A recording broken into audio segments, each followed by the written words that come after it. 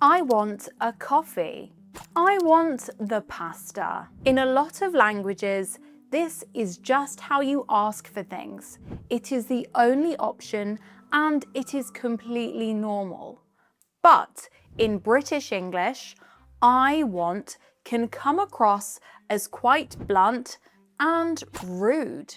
So today we are sorting it. Stick around because we are going to cover the whole meal. And the final tips I will give you, I honestly think are the most important.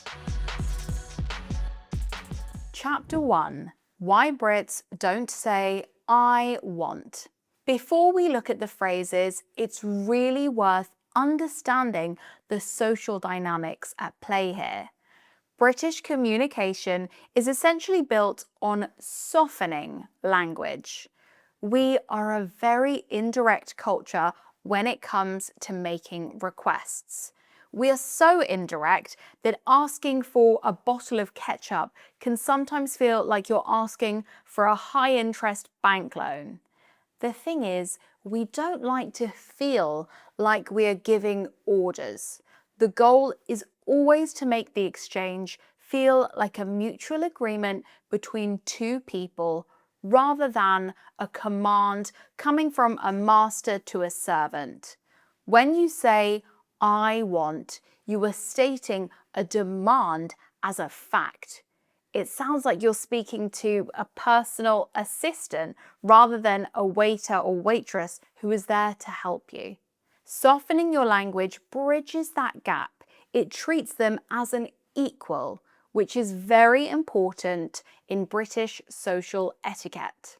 We do this by using what I call a social cushion, using words like please, if possible, or when you have a second, makes the request feel less intrusive and more like a polite suggestion. You might also notice that our phrases often sound like philosophical questions. When we say, could I have the pasta? We aren't literally asking about our physical ability to receive food. I mean, we know we are capable of eating it. In actuality, these are culturally ingrained codes for politeness. Now you understand this instinct for indirectness, the actual phrases you need to use will start to feel a lot more natural. Chapter 2. Placing the order and customizations. Now, let's talk about the actual moment of ordering. There are really two primary ways to ask for food or drink, and which one you choose depends on the vibe of the place you're in. The first is the standard, polite, and slightly more formal way. Could I get, or could I have the dish, please? This is your go-to for almost any situation, whether you are at a nice dinner, a coffee shop, or a family restaurant. This is the most reliable way to sound well-spoken and polite. The second way is a bit more casual and confident. I'll have the dish, please. You'll hear this in a lot of pubs or busy cafes where the service is a bit faster. It's slightly more direct than could I get, but it still feels like you are choosing from a list rather than demanding something. For example, I'll have the burger, please. Now, what if you are in a group and someone else has already ordered exactly what you want? Instead of repeating the whole thing, the most natural way to follow them is to say, same for me, please, or I'll have the same. It's quick, it's easy, and it does the job. Navigating a menu can be a bit tricky if you have specific needs. In some places, being specific about your food can feel like you're being difficult, but in Britain, it's completely fine as long as you use what I call the question frame. Instead of saying, I don't want onions, you should ask, is it possible to have the burger without onions? Or is it possible to get the sauce on the side? By framing it as a question, you're making the modification feel like a small favor rather than a demand for the kitchen. And to be honest, it makes the waiter or waitress much more likely to want to help you. Then we have a phrase that I absolutely love, just as it comes. This is for when you want the dish exactly as described on the menu with 0 changes. This is a brilliant phrase to use if your friend has just made a very complicated order with many different modifications. Now, what happens if the waiter arrives at the table and you haven't even opened the menu? Don't panic. The best way to get more time is to say, "We're not quite ready. Could you give us another minute?" Or, "Could you come back to us in a second? I'm still deciding." British people are always in this situation. I know I am, even if I've checked the menu online 3 days in advance. Finally, you might occasionally get some bad news. The kitchen has run out of the dish you wanted. The waiter or waitress will usually start the sentence with, "I'm afraid." For example, "I'm afraid we've just finished the shepherd's pie." The best way to respond is to say, "Oh, what a shame." It acknowledges that you're disappointed but shows that you're not angry about it. It lets the conversation move forward gracefully while you pick your second choice. Chapter 3, Mid-Meal Interactions. Once the food arrives, the interaction doesn't stop. British waiters or waitresses will almost always check on you about 5 minutes into the meal to ask, "Is everything okay with your food?"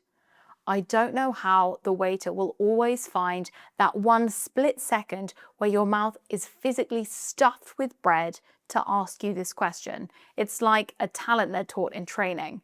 Anyway, there is a very specific social script you need to follow here.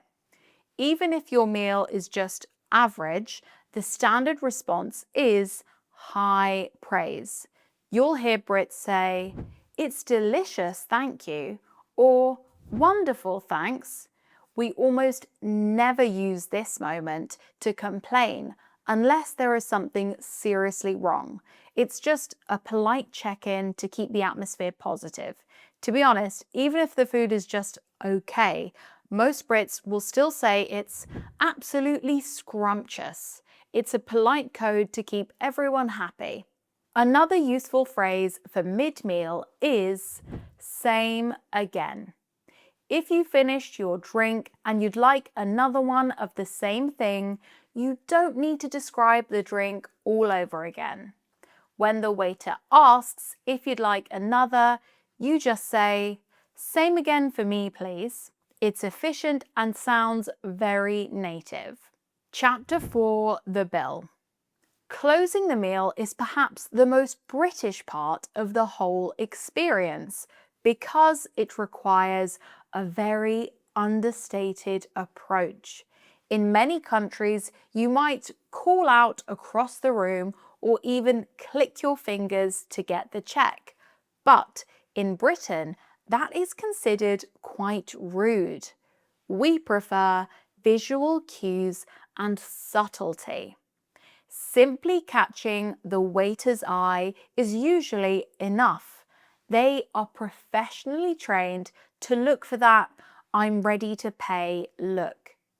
If they're busy and you can't get eye contact, we have a very famous non-verbal signal, the sign-off. It's a small, subtle mime of signing a piece of paper in the air. It's a universally understood signal in British restaurants that means "the bill, please." And it saves you from having to shout across a quiet room. If you do want to use your words, wait until they pass the table and say quietly, "Excuse me, could we have the bill when you're ready?" Adding that "when you're ready" is the ultimate softener. It tells them you aren't in a desperate rush and you're happy to wait a moment. It's the most polite verbal method possible. To be honest, clicking your fingers or being loud is the quickest way to make a British waiter disappear.